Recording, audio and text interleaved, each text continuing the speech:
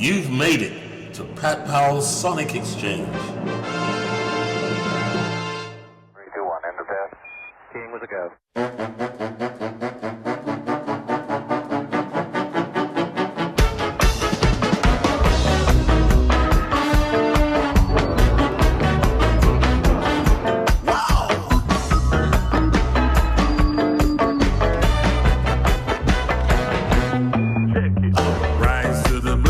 Day, all my fears have gone away. I guess this means I'm here to stay. Yeah, I'm ready to fly, ready to fly. Wasn't long ago I shook at the thought of being hooked. But ever since I wrote my book, I'm ready to fly, ready to fly. Come along and join us, we can plug you in the simulator. Teach you how to dance and be the perfect imitator. We'll give away all your music to the operator.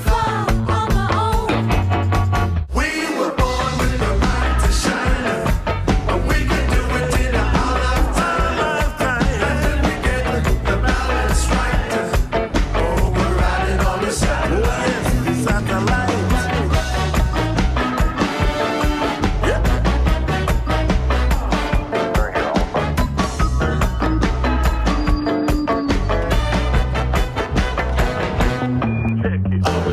Down the park, saw them hitting the beat. The sound that emanated, it was really sweet. Told them of a shy young man bitten twice, and gave a little old school good advice. Pretending's not the thing, got to be yourself. Honesty, integrity, happiness and health. Bending to the needs of others ain't the way. Be true to yourself and let the music play. Come along and join us, we can plug you in the simulator.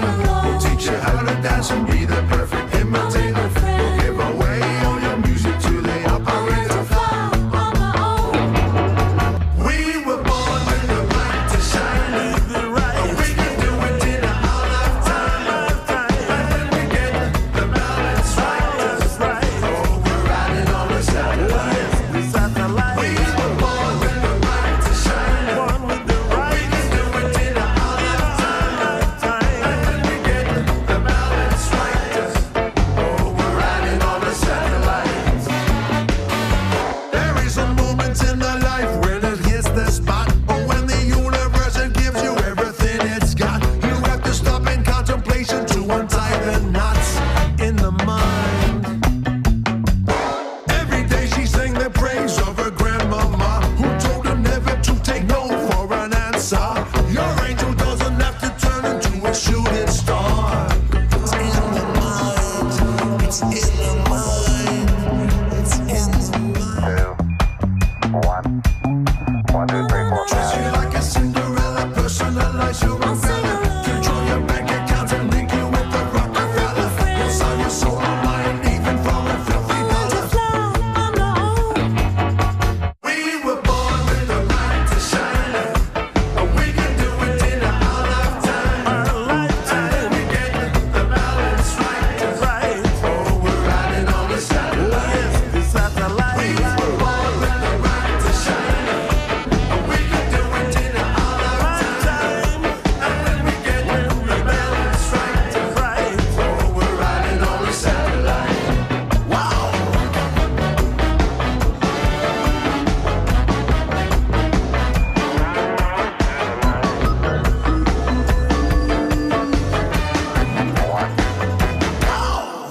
Hey everyone, wasn't that fun? If you haven't heard that before, like a lot of people may not have, which is kind of the point of what we're getting to, that was Satellite by the Melbourne Ska Orchestra, which features not only our host, Mr. Pat Powell, but also our multi-talented guest for today, Mr. Nicky Bomba. So, ladies, gentlemen, consumers and listeners, I ask you to tune your ears, peel your eyes, and let's go with the first ever episode of the Pat Powell Sonic Exchange. I'm your host, Ella Caulfield, and I'll check in with you later. Hi. Welcome, Nicky Bomba. Hey. Welcome to Pat Powell's Sonic Exchange. Sonic Exchange. I like it. Yeah, man, it's a pleasure to have you here. How you been? How beautiful. Yeah, are you doing anything interesting at the moment? I am actually. I'm releasing a new dub album called Freebird Dubbers, and I've got 7 tracks, and I've got to do 3 more to finish the album. But I was going to do a dub of 3 of the tracks of the 7 tracks, Cool. so make it 10 tracks. So just doing the artwork for that at the moment. We just released a single with Melbourne's Orchestra, as you know, with Aston is the man. Yeah. And there's another one coming out that we've done with Joe Camilleri, the Taylor Swift song. Fantastic. And so it's, there's lots of stuff happening. It's great, and also getting ready for Bali. So yeah. Well, send us something and we'll do a Oh, little thing on this with a beautiful. little link to Well, whatever you Aston want to promote. Aston is best. Aston? Yeah. Okay, cool. Because that's what you're singing on it, and it's yeah. All right, cool. All right, Yeah. I got 5 questions for you. Okay. You answer them as you will. All Okay. right. So, do you believe there are equal opportunities for artists of different races and genders? In Australia. Anywhere, Yeah. worldwide. Or Or Australia, talk about where you know. Yeah. No, I think definitely now.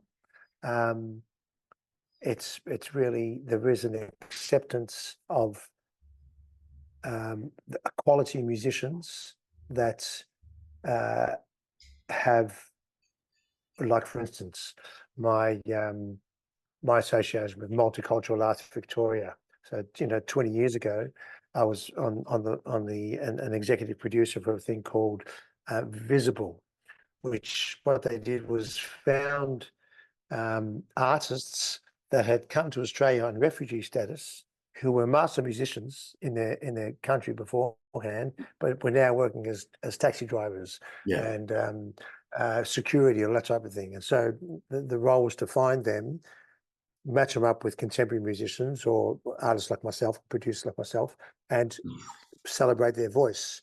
Now I know there's at least 3 or 4 of those artists that are now full-time working musicians because they've found a niche, and they've found that they've been celebrated, and there's enough of a community for them to be able to exist and make a living.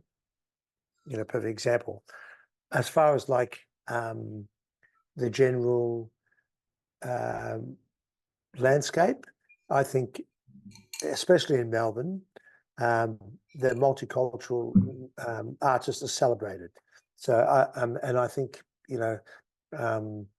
music, for me personally, it encourages that. I mean, on the weekend, for example, I did a performance at Peninsula Hot Springs. Now they just employed me as a solo artist, right? And when I got there, they said, we've got this fantastic Indian musician, Vinod, and we've also got Afro Moses here at the same time. We've got a guy that plays the oud, and there's another guy that plays the Indian lap steel. There's a djembe player, and there's a trombone player, and they were kind of like, and I went, absolutely. And they were 100% involved. And what we did together was better than I could have done by myself. And that was like a celebration of that and of that ethos. And the people were kind of going, wow, this is actually really something special. And we can see that this is happening before us. And because they're all good musicians, music is a language where you can read, you're able to make things, So I think, in answer to your question, absolutely 100%. And the more the diaspora and the multicultural makeup of, especially Melbourne for me, or this area here, but of the world, like that's cross-pollination and hybrids and cultures crossing and everything is as prevalent as it's ever been. So, answer to your questions, a resounding yes. Beautiful, beautiful answer and explanation. Thank you. Nice. Do you think there is a more sustainable way? Is this a second question? Oh, yeah. Okay. Second question. I thought we were just chatting. Nah, well, we kind of are as Yeah, well. Do you yeah. think there is a more sustainable way to support musicians who don't top the charts? Wow, that's a magnificent question that I've been grappling with for the last 2 weeks, to the point that I thought I'm actually just going to play live and not worrying about anything else anymore except playing live. And if I have to get another job to sustain myself, I will. And mainly because I'm of the old school that my first release was on vinyl because that's all there was. Yeah. So I've come through the things of the vinyl, CD, digital manipulation, Mm. copying, and then file sharing, and then Spotify, and then where we are now. So I have a record label called Transmitter. So it was basically like, I'm either going to ditch it all or understand what the landscape is and either do it properly or don't do it at all. So I had definitely a stumbling block against the way that we make music now and simply give it to a digital provider who then gives it to other thing, and we're basically giving our music away at that base level. Whereas in the past, if you weren't signed, you would make CDs. You would get a song on a radio. You would get a radio plugger. It was kind of fairly clean with what you could do. And you could actually maintain a fairly middle level of existence, not necessarily having a hit record, just by getting, 200 or 300 people coming to a gig that pay $20 each, that adds up, and you do a Yeah. couple of those gigs, and you do a bit of recording, so the sustainability factor now, I think, so I kind of, I learnt and decided to embrace what the new paradigm is. And the new paradigm is that even though you are giving away your music, this is at this base level, that you write songs. So there's a lot of different income streams, but let's just start with the fact that I'm a songwriter. And I write a song and I make a little EP. I make 4 or 5 songs. Now, in the past, you would physically make an EP and you would give it to a distributor who would go to record stores. People would go to the record stores and buy it. Okay, that's gone. That doesn't happen at all.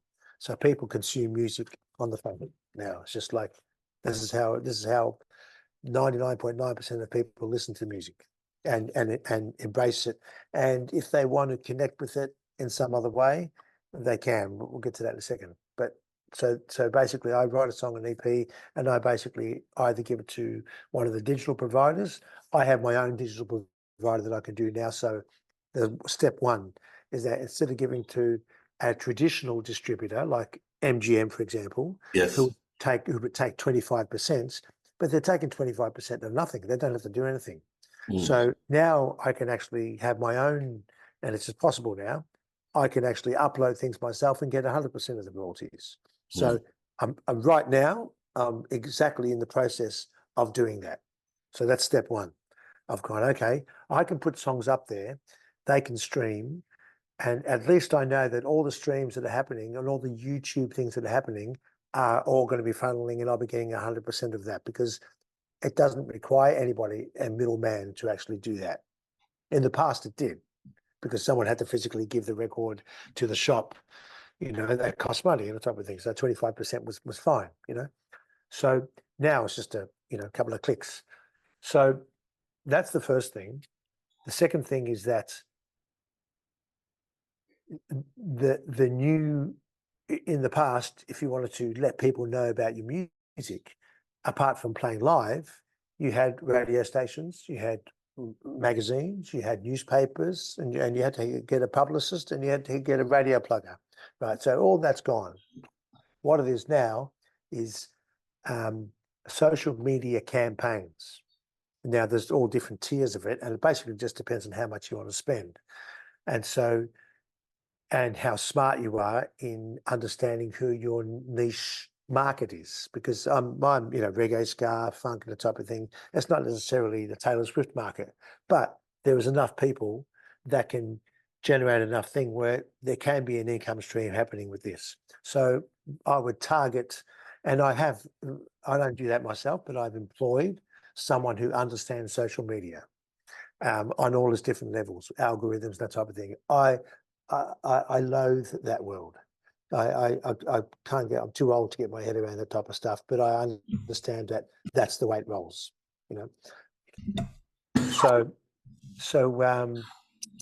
So as far as that is concerned, I have now employed a social media person, and we are now consolidating what my label is, what the niche market is, and how much we're going to invest in that particular campaign. So the first thing is to raise awareness. Now, the beautiful thing about that world, that digital world, is that in the past, the newspapers and the radio stations and the magazines and even playing live, it's kind of a finite amount of people. It might be, say 6,000, 7,000 people, right? And then unless you have to go to another territory and do the whole thing again, and even another state. Whereas now, you can invest half the amount of money that you used to invest in posters and all that type of thing, and you can be reaching millions of people. So it's like you've gone from selling, your own, ceramics but in a shop that people would come into the shop and they would pay to like, no, you know what? I'm just selling little items, but lots of little items. So you might make 2 cents or 3 cents, but if you multiply that by millions, that is actually worth something, right? So that's level one. Okay, so as far as being sustainable, is that really understanding that the landscape and the paradigm of releasing music is completely different than it was, years and years ago. And it's actually, so the idea of a hit record now is you don't really have hit records. What you have is you have high streams, or you have high engagement. But the high engagement can actually equate to income, because if you connect with people on a level of that they kind of, some ways they fall in love with you, or they're endeared to your music or what you are, and that's not necessarily about the song half the time. It's about what that. I think sometimes it's about the character. 100%. If you go back to Taylor Swift, right? Taylor Swift isn't necessarily everyone's cup of tea, but she has done a lot of things that speak to her character as a caring, listening person that is willing to share with her audience. Exactly. I think what you're saying plays into that as well. 100%. So that's one of the components. And so now, physically, for me as an artist, it's not just about, writing a meticulously, fantastic hit song, which I as a songwriter, I just like writing good songs. It's about writing lots of songs and not being too precious about them, but having an essence of an energy that relates to my energy, and allowing someone else to push that. So it's the classic word, and you'll hear it, is content. But it means that you have to do, but you don't have to be a slave to, because that was the thing that annoyed me. It was like, oh, I have to blow my own trumpet. I'm kind of saying to everybody, love me, please love me. I'll do this, and if I do this, will you love me? And that whole mentality I went, I don't want to actually do that. So I had to rethink my perception of it, and understand that it is actually, if you get it right, it's a very quick way to access a large amount of people. And if you get the balance right, that connection with people, it translates to, I will buy a vinyl, I will buy a t-shirt, I will go and see them live, I will buy a ticket to go and see them live. A classic example right now is that there's a guy called Fred Again, right, who has no pop presence whatsoever, but sells out 3 shows on a 1 week's notice of the Rod Laver Arena, Wow. right? Simply That's by impressive. Yeah. exactly. So it's not your standard. They have to be a Taylor Swift to do that. No, Yeah. they've managed to get something on that particular level, and he's got it right. It's taken him a couple of years, but he's got it right, and that's kind of the model. So for me, for the sustainability is like getting that right. I love playing live and making sure my live performances are good, and hopefully things will translate. Will people get that? And as soon as I'm playing live, they'll come and see me, and that's really the main source of income is actually playing live for me. I also have a recording studio, so a perfect example is next week someone wants me to come and play drums. So because I'm multitasking, I say yes, and I charge you for playing drums for 5 or 6 songs. So that's an income stream. You can write songs for other people. So I think, you know, if you're cynical, which I definitely was for the last couple of years, and if you're not willing to embrace new technologies, it is going to be hard to be sustainable. You're better off having a day job and just doing music on the weekend, and not because it's frustrating. So this way, it's about really understanding the game, having fun with it, and the key word's fun for me too. And I realized that I wasn't treating it with fun. So now my whole thing is like, oh, this actually could be fun, and it could be immediate and not disposable, but I can do things quite quickly and you know, on the phone, for example, or like, so our first port of call, for example, once I decided that, okay, I'm going to embrace this, is that I got on my electronic drum kit, which I hadn't used for a while. I actually hadn't used properly. And I just videoed myself for half an hour going through the different sounds and just the reactions of like, oh, what's that sound? And going, and just that reaction as though I'm looking at a person, but it was genuine. It was, you know, and so you get into that vibe of like, my mentality changes. I'm not selling shit anymore. I'm just being me. Hey, Pat. Yeah. You know how I love digging around on the internet for fun stuff about music? I do. Okay, well, here's the latest.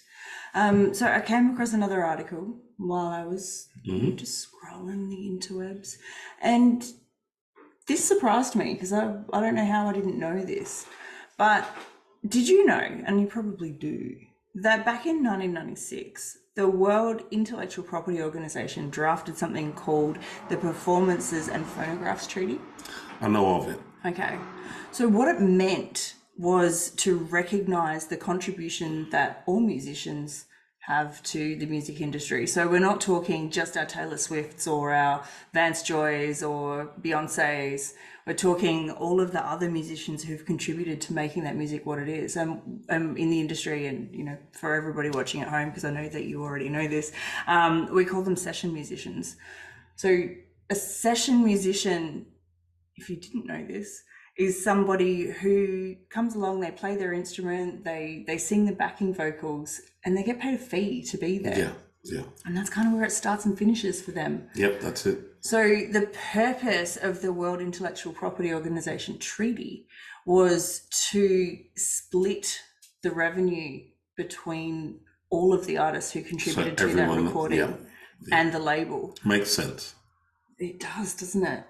But if you're in Australia, doesn't happen. It doesn't happen because there was clause 5.1 that our foreign minister at the time excluded from that deal. It was. He was never Debbie name Downer. And shame. Downer to the music industry. We see you, we don't approve. But what that meant was that the session artists remain at their fee level. So in the UK or other areas where those treaties are actually recognised and enforced, as a session musician, you continue to receive those royalties for the music as it continues in the same way as the artist, but you miss out in Australia. And I really feel that that's maybe part of the reason that our talented artists don't stay here. Look, all of our great artists aren't here. They all leave the country to go to greener pastures because they get treated better.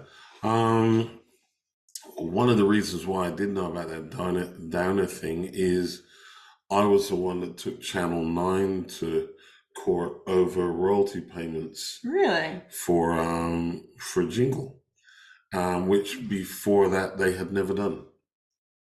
Now they have to pay a royalty for 2 years, only 2 years in this country, which is sad. In other countries, it's more, but yeah, But 2 years is better than what 2 what years the was artist better was than getting nothing. There before. was nothing.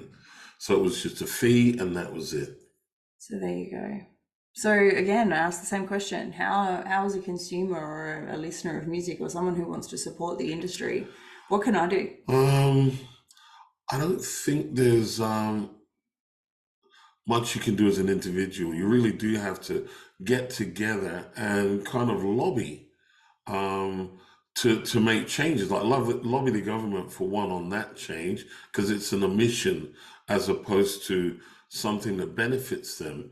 You know, if the entertainers and musicians and whatever who have created something here generate money overseas and those royalties don't come back here, well, Australia misses out on that cash that would be used in the economy here. So it makes no sense to omit a clause that allows royalties generated elsewhere to come here. I agree. Makes no sense. And it's kind of interesting when you look at the timing, is that, 1996, and, I can think about the things I was doing in 96, but also the music that came before that and the Australian music culture being, quite a lot bigger than it is now. In 81, I'm pretty sure Australia supplied about 1/3 of all English language pop songs. Wow. That'd be Because interesting. there were many, many songwriters here. I'm going to go down a rabbit hole Go and look at looking what for that that. is. But it's I'm pretty Stay sure that tuned. was the case. Back to the interview. Back to the interview. Yeah. Right. And so that's taken me a long time. And and I'm lucky is that that social media person that I have employed is actually my daughter. So she knows me quite well, and she's going, look, to the point of saying, if you don't want to do it, don't do it. It's okay. But if you're going to do it, just have fun with it. And here's a suggestion. And here's what we can do. I'll set up the camera and I'll go, oh, okay, that's pretty easy. I do this every day anyway. So just kind of get used to kind of going, just having the video there, but you're not selling anything. You're not trying to go, love me. You're just going to go, hey, here's a fly on the wall in my world. So it's taken me a while to get that. So I think so nowadays, that's the way to and of course, if you can get something on a film, like on a series, on Netflix or something, there's things called sync agents where you can simply go, here are my songs. And when you give the songs to the sync agents, give them, here's the songs about love. Here's the songs about breakups. Here's the songs about breakups and then it coming good again. Here's a song about achieving something. Here's something about complete sadness. Here, whatever you write about. And so when sync agents, when they want to do something for a film, they're thinking keywords that might be something to do with love, falling in love, out of love, whatever, and they'll search that. Or also if they know that this is a song about falling in love, and then they can go, oh, cool. And you've taken half the work. You made life easy for them. Make life easy for them. A lot of it, how things work. If it's something that's easy and you do it. Yeah. So that's my answer to your second question. Thank you very much. Question number 3. Hey, okay. Do you think artists now need to study commercial business skills to be commercially viable? Which kind of tails off on what you just answered. I think I think it's a pity in many ways that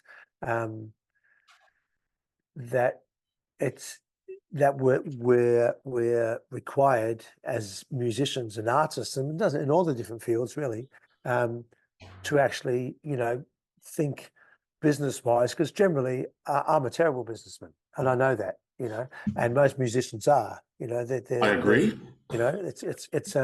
So I would say that you don't have to adopt that right brain or left brain, whatever it is, mentality, that you should build up a team and let people who do that well and be willing to pay them accordingly, Yes. whether it's a percentage or it's a per hour thing. And if it means that you need to make more money, then, work 2 days a week in hospitality. No, I agree with you. Money, I agree with you. Because I think it's a vital part that if you're serious about becoming when I say successful musician, for me, a successful musician is someone that can actually just make a living from their music, and it doesn't have to be an illustrious lifestyle, or I can live quite frugally, and that's okay, and that's fine. It's like, wow, I'm actually paying my rent, eating food, paying my bills via music. That's success. I agree totally. I agree totally. Yeah. I'm the same. Yeah. I don't have to do anything else. And that's great. That's great. It is. I think that is success in itself. Yeah, it might take you an extra 15, 20 years to pay off your house, but that's okay too. As long as I don't have to do anything but sing, so. Yeah, no, it's a beautiful thing. Yeah, I'll ask you another question. Is AI something to worry about or embrace? Wow. I have been having lots of conversations around that in the last 2 weeks. And I've been hearing a lot of different opinions. I have a lot of people that are worried about it.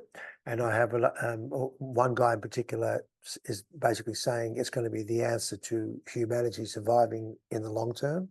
I probably wouldn't go that far at the moment, but I think it's 100% to be embraced. And I've just started using it last week.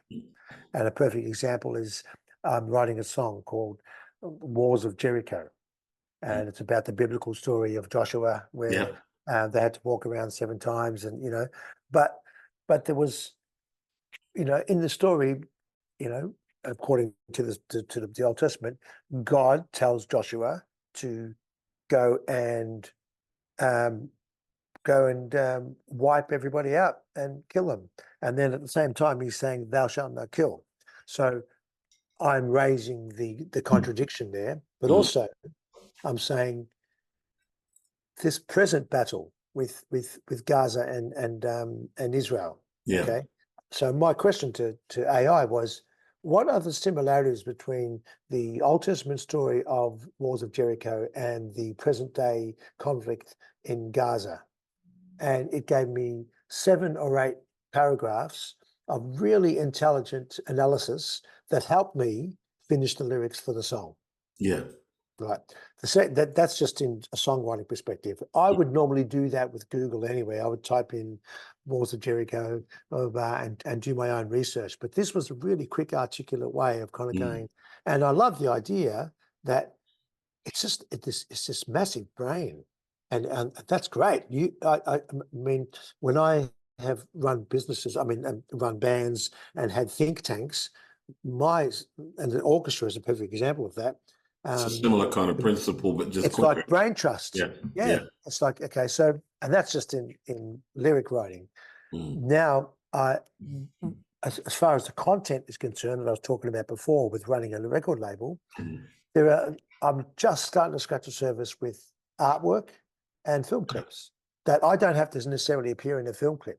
Yeah. But I could even just take a picture of myself and go use that and everything. So I'm just starting to, and I haven't produced anything yet, but I'm just starting to fool around with what's available for making quick, immediate, intelligent, engaging content, which I like things being immediate. I mean, I like things working quickly. I like writing a song and recording it and releasing it quickly. I always have. I've got my frustrations in the past is like making something and then no one's going to know about it for 6 months. It's like, what? By that time, it's gone off the boil. Yeah, And yeah. so I like that immediate world, and I'm quite excited at the moment at the possibilities. I haven't done anything visually yet, but from a songwriting perspective, and even I could have also said to AI, write me a song that rhymes regarding the story of blah blah blah blah blah and the conflict and everything, and I'll just I would never take something and go, oh, that's it. I would always have to put my own input into it. I wouldn't feel right otherwise. And that's really where I think AI and humanity is going to mass, is that, yes, use that as a guide and get to this place quicker, but then give it the human love that that only your personal story is going to, that's where the touch is, that's where the finishing touch is. So I'm excited about it to 100%. Well, I agree with you. I think there's a place for it. I recently had to write 2 songs about 2 bottles of rum for a gig in Tasmania, and I wrote the songs, wrote the lyrics, and everything. And then I thought I'll use AI to see if they would come up with anything better. They came up with stuff. I didn't like any of it better than what I did. Okay. But it comes back to what you're saying. The human factor Yeah. is what I relate to more so than just writing by numbers principle. That didn't, 100%, it didn't move me. So I think you're right. I think it's not something to be afraid of, but I also think that the same as when sampling came in back in the day, it will get misused. There are people that are clever with it and intelligent with it, and there are people that will just do weird stuff with it that you would never expect. But thanks. I have a final question for you, sir. In this era, like now in this present time, is being an artist worthwhile or just a dream? And I personally think it's worthwhile, but you have to really understand the game, and the game changes. For me, it's changed 3 or 4 times in my lifetime, and at the point where it changes, I actually was very close to giving it all away and just becoming a baker. But I realized, no, I've been given a gift, and I think my biggest gift is that I appreciate and respect creativity. And the other biggest gift is that I'm able to connect with an audience from in a live perspective in a way that I've seen that a lot of people don't. And it's like, okay, this is actually a gift to be able to. And a lot of people tell me, they say that, there's a real connection between the band and the audience. It's not just people just playing songs, or, it's all about creating a sense of community. And a lot of the beautiful feelings I've got has been from those live things. So I think for me, it's worthwhile because I'm contributing something to humanity. I believe I am. It's a positive force. It's joy.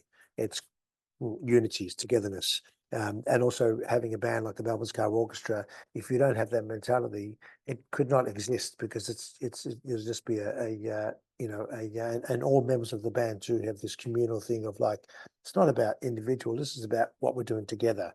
And I'm honored to be associated with that ethos in a band, because I've been in bands that have way less members, and it's been ego driven. It's been quite difficult to maintain. So definitely worthwhile, but I think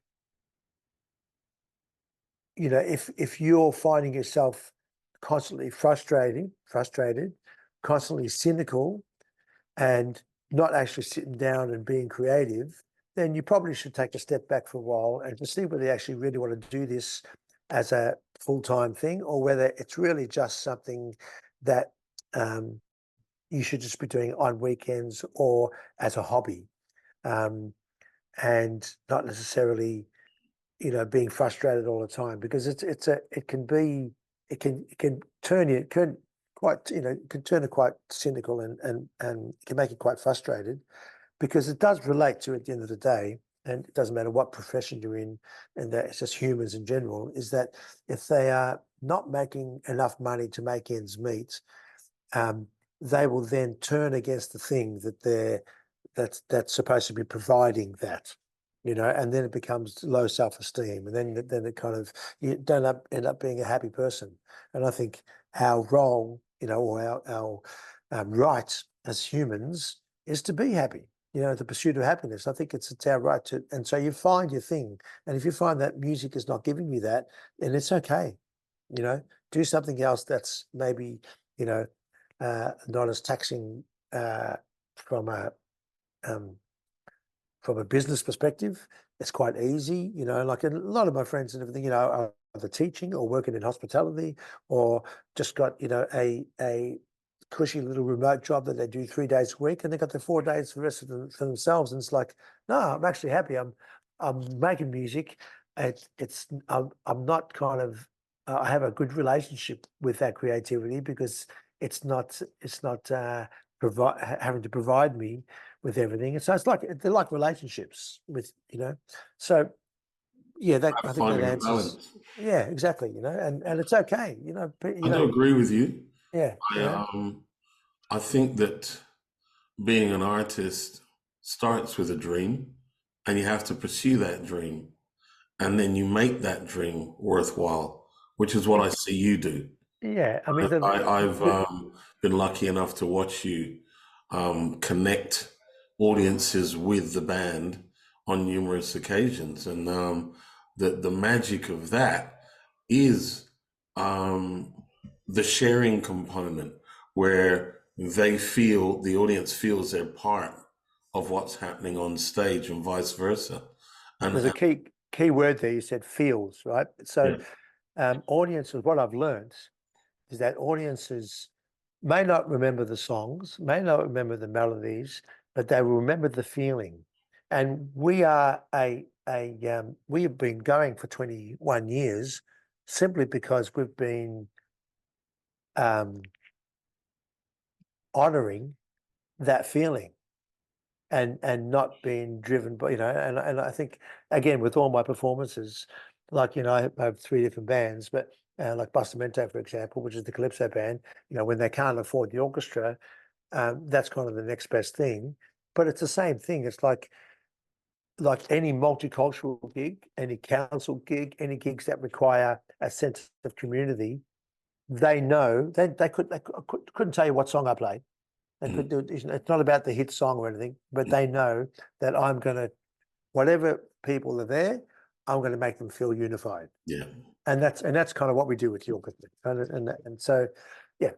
So from that perspective, and you were saying before, the dream, and it is a dream. I mean, and that, as I was saying about the record label, Transmitter Records, for me, that's been a dream for years, and it's always been sitting by the, you know, I haven't really given it much thing. Yeah. So now I was either going to go, okay, let that dream go, and I was okay with letting it go, or let's embrace it, but embrace it properly with this new paradigm, this digital paradigm. Yeah. And thankfully, I've got someone that understands that world and loves that world, and is actually saying, why aren't you doing this, this, and this? And look at all this stuff that you've got. Why haven't people seen that? And I'm going, well, you know? So I'm lucky that, but you know, it doesn't have to be my daughter. It could be someone else. You know, that people exist. You know, and it's just a matter of going, okay, and maybe just try it for 6 months, or try it for a year, and go, cool, I tried it, but you know, I just want to just go back to playing my guitar on the weekends. You know, 2 or 3 nights a week, making, you know, $300 or $400 a gig or something, and having 2 days a week that I know my rent's been paid. I'm happy. You know, so it's just about finding that balance. Yeah. Well, thank you very, very much. Sonic. I've enjoyed all of the answers. Okay. I have, and I've enjoyed the explanations, and obviously, you know, it gives me a little insight into you, which I get to share with the audience out there. Nicky Bomba, Sonic, what is it? Sonic Exchange, Pat Powell's Sonic Exchange. Pat Powell, Sonic Exchange. I like it. Sounds like a name of a new album. Well, we could work on that. They could do that. Work on that. I'm And that- definitely up and- for it. And that could be just musical interpretations of all the questions that people give. I mean, the answers that people give to your questions. Yeah. Thanks. Really appreciate your time. Yeah. No worries, brother. It's Always a pleasure. You too. Yeah. It's great. Namaste. Yeah. Namaste, or as my granddaughter says, namaslay. Hey, Pat. Hi, Ella. Hey. I was reading an article today by a man by the name of Paul G. Oliver. He was talking about the underrepresentation of marginalized communities in the music industry. Totally understand all about that. Really? Yeah. I've been part of that for the majority of my career. But what does he say? What he said, and I tend to agree, was that the majority of the music that has emerged and become like a trending music or a music that we've embraced as a larger culture over the centuries has come from underrepresented communities and ethnicities. Absolutely. So like if you take your roots all the way back to like jazz music was a call and respond form of music, and it originated from the cotton fields and the cornfields, and it was a way of It was a slavery thing. it was, and it was a way of making sure that we knew where everybody was. You look at your R&B came from like low socioeconomic That's the one. areas. Thank you for bearing with me through that. But low socioeconomic areas within established cities. But You get the same thing in places like India yeah, with Bangara and marginalized people. You get the same thing in South America. So the radio stations generally will take the easiest road, which is usually pop, not always the best pop, but pop. yep. And that's kind of the point that he's making, is that if you're in these marginalized communities, you don't have access to the contacts or the resources that somebody who is already established in the music industry might have. There's also a fact that society sets the kind of guidelines as to how we should look and how we should perform and how we should sound and all the rest of it. And if you're from a marginalized area, you don't generally fit into those little narrow parallels. No. And so, yeah, you do get left behind. It's much harder for you to get the support of the industry, the commercial industry, when you come from something that's a little too niche. Yes, and I guess the other point that sort of falls out the bottom of that is when you look at mainstream media and mainstream radio, which is where so many people have gotten their what I need to listen to now from. It's the same 40, 50 songs, or it's the same 10, 15 artists that you keep hearing, and that what that does is it narrows your focus. So, as a consumer who... Well, I don't know if I would say it narrows the knowledge of what's actually out there. That's probably a better way of putting it. Yeah. Yeah. So what do you think what's the way around that? Like if I'm Joe Consumer and I want to help broaden the opportunities for somebody who's in one of those marginalized communities and I have something to offer to the music industry, how does Joe Consumer help that marginalized person to elevate themselves onto a greater stage? Joe Consumer needs to listen to more community radio for one, but also monitor various platforms of social media, because that's also where you'll hear marginalized music. I like that. So you heard it here first, ladies and gentlemen. What you need to be doing is get on the community radio, follow the absolute crap out of your social media and look for those opportunities to find something new. And when you do find something new, follow it, support it, share it, promote it, because you are in that way, you're helping somebody who doesn't have access to, to those huge labels and those huge platforms to share their music and get their message out there. And music's amazing. I think it's just, there are opportunities out there wanting and musical experiences that nobody else is getting that you can missing share. out on. You can share. You got to do a little digging. Just dig.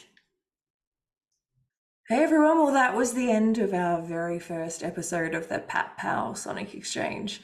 And you know what they say, if you've enjoyed what you've seen so far, then we encourage you to hit the like and subscribe button so that you can never miss out on what we're doing next. And we'll see you in the next episode. Thanks for watching. Stay cool.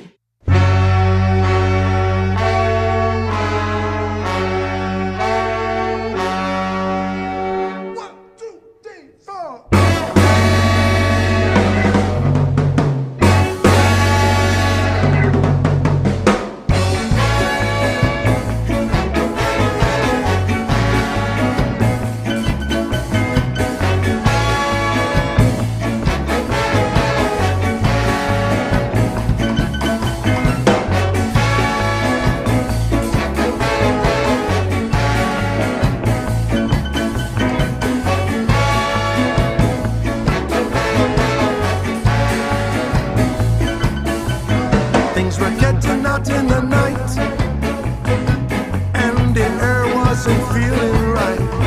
Word is out the mighty could fall, like so many empires before.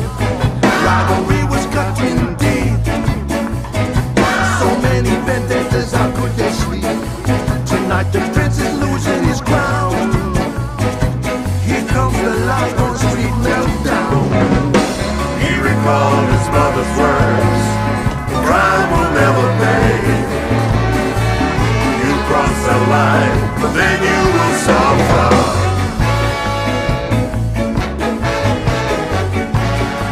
Light on street meltdown.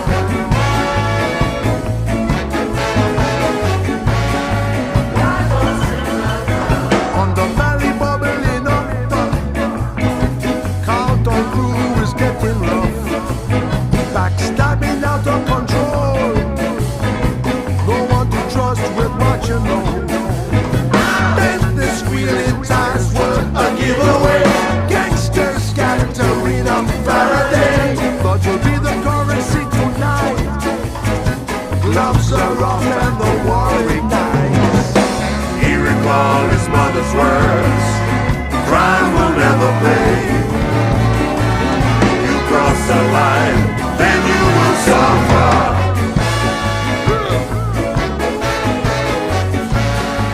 Lago Street meltdown.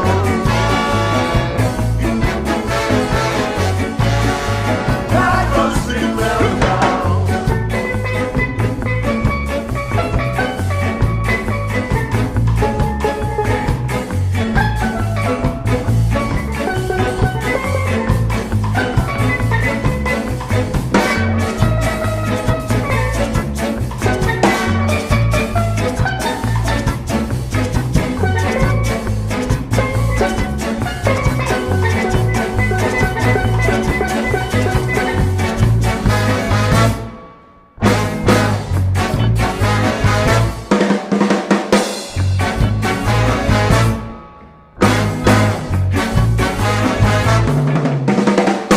Shots crack out from the slick sedan. Taking out the top dog.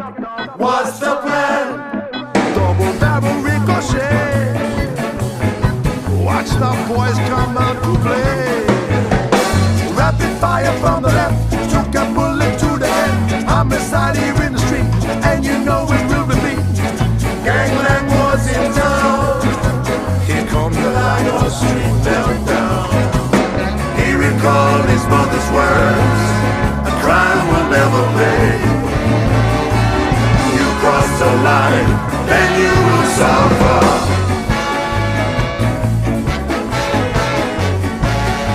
Lago Street meltdown.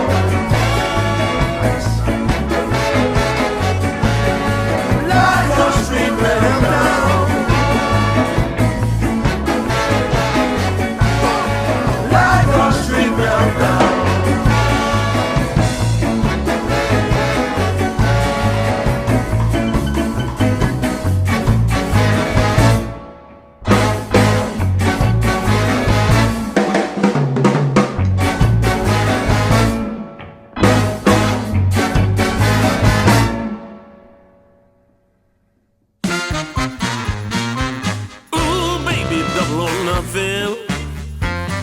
Gotta give me one more last shot.